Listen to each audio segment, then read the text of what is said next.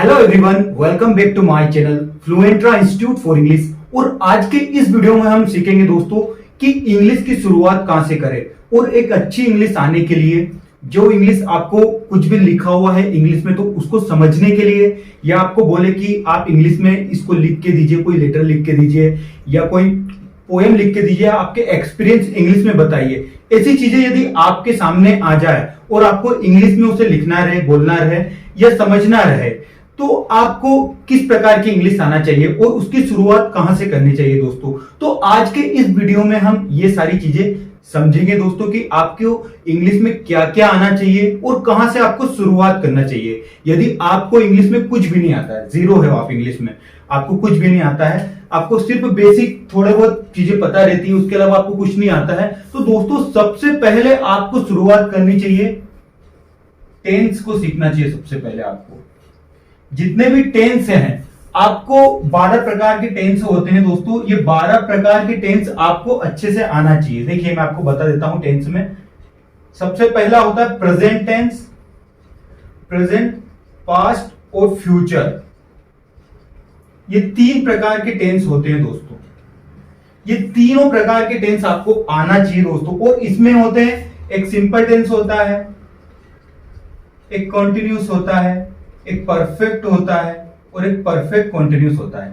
मतलब ये 4 प्रकार होते हैं इसके।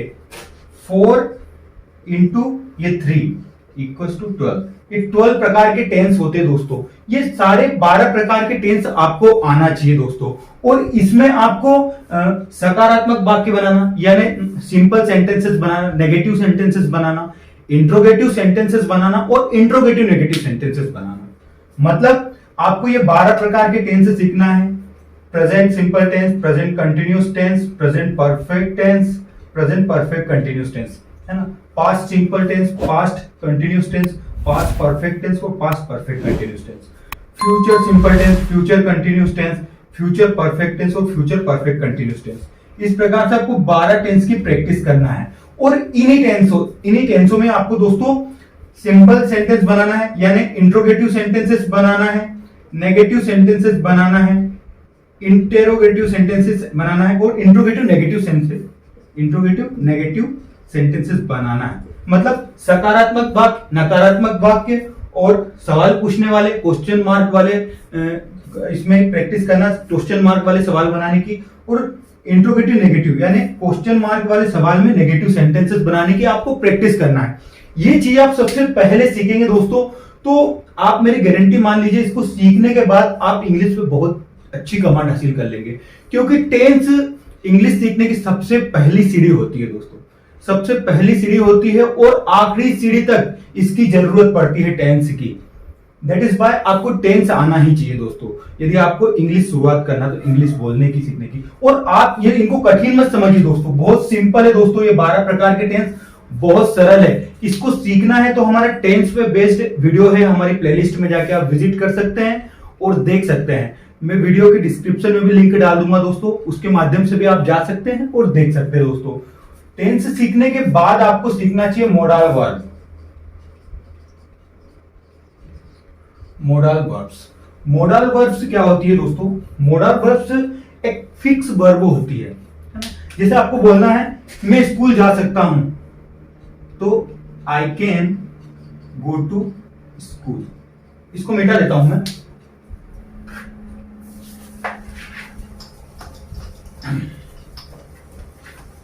देखिए सबसे पहले तो आपको टेंस आना चाहिए, सेकंड है modal verb.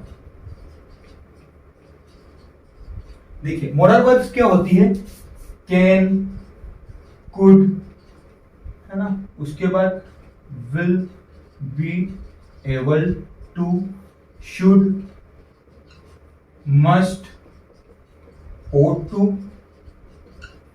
used to, need to, dare to, has to, have to, had to, will have to।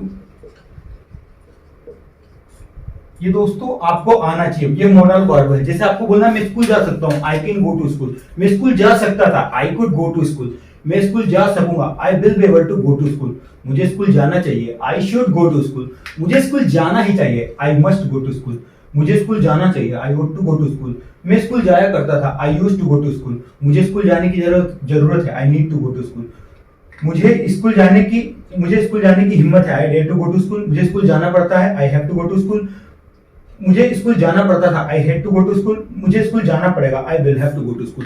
इस प्रकार से दोस्तों आपको मॉडल वर्ब आपको सारे आना चाहिए दोस्तों। इस पे भी बेस्ड मैंने वीडियो बना के रखा है, आप प्लेलिस्ट में जा सकते हैं और मॉडल वर्ब का वीडियो देख सकते हैं दोस्तों।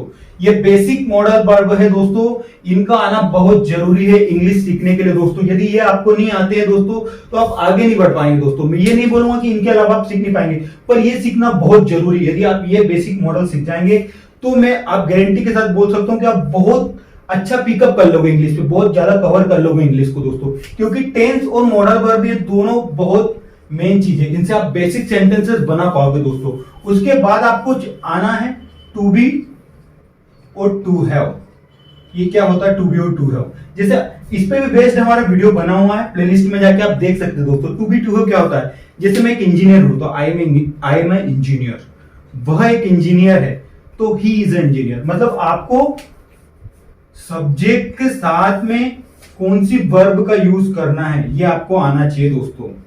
ठीक है दोस्तों, टू बी और टू हैव पे भी हमने वीडियो बना के रखा है दोस्तों, आप प्लेलिस्ट में जाके देख सकते हैं दोस्तों। मॉडल वर्ब के साथ आपको आना चाहिए बेसिक प्रीपोजिशन। प्रीपोजिशन क्या होती है दोस्तों? जैसे आपने सुना होगा in the room, in the class, in the bank. कौन कौन से प्रीपोजिशन होते हैं जो बेसिक है? In, into, on, at, from, by, with, without, before, after. ये बेसिक प्रीपोजिशन आपको आना चाहिए दोस्तों। इस प्रकार के प्रीपोजिशन की वीडियो भी हमने बना के रखा दोस्तों, आप प्लेलिस्ट में जाके देख सकते हैं। मतलब यहाँ पे आपको 4 चीजें सीखना है, टेंस सीखना है, मॉडल वर्ब सीखना है, टू बी टू हैव सीखना है और बेसिक प्रीपोजिशन आपको सीखना चाहिए दोस्तों। आपको इंग्लिश में बस ये चीजें, आप 4 चीजें सीखेंगे दोस्तों, तो इसके बाद आप खुद में देखिए कितना इंप्रूवमेंट आता है दोस्तों।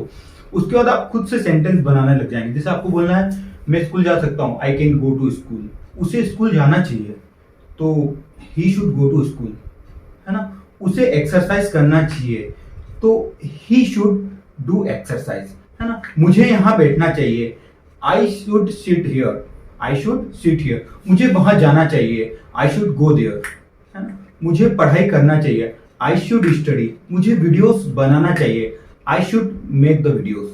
इस प्रकार से दोस्तों आपको इनकी खुद की प्रैक्टिस करना है। और आप दोस्तों इन्हें कठिन मत समझिए दोस्तों, आपकी मेहनत के आगे कोई भी चीज बड़ी नहीं है, आपकी मेहनत के आगे हर चीज छोटी है दोस्तों।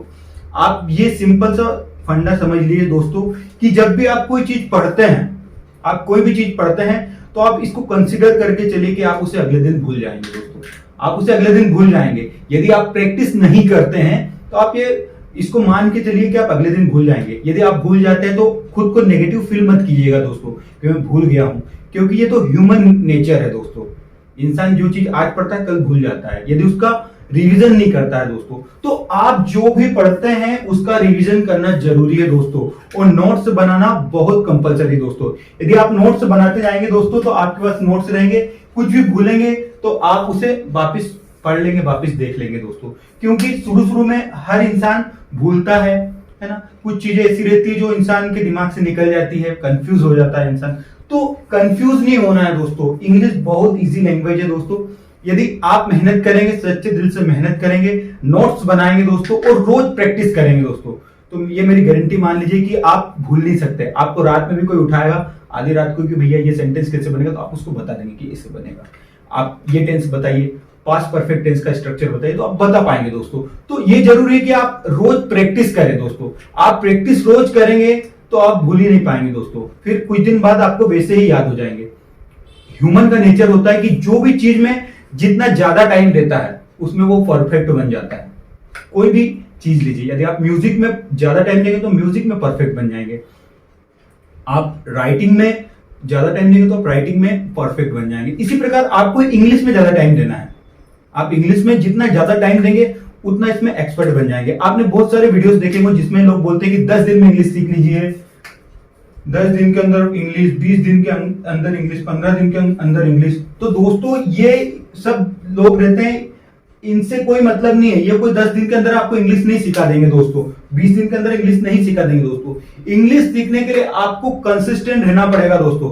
कंटिन्यू आप 5 महीने, 6 महीने, 7 महीने वर्क करते हैं अपनी स्किल पे दोस्तों, अपनी ग्रामर पे वर्क करते हैं, अपनी वोकेबलरी पे वर्क करते हैं, अपने सेंटेंस फॉर्मेटिंग पे आप वर्क करते हैं दोस्तों। उसके बाद आप इंग्लिश सीख पाएंगे दोस्तों।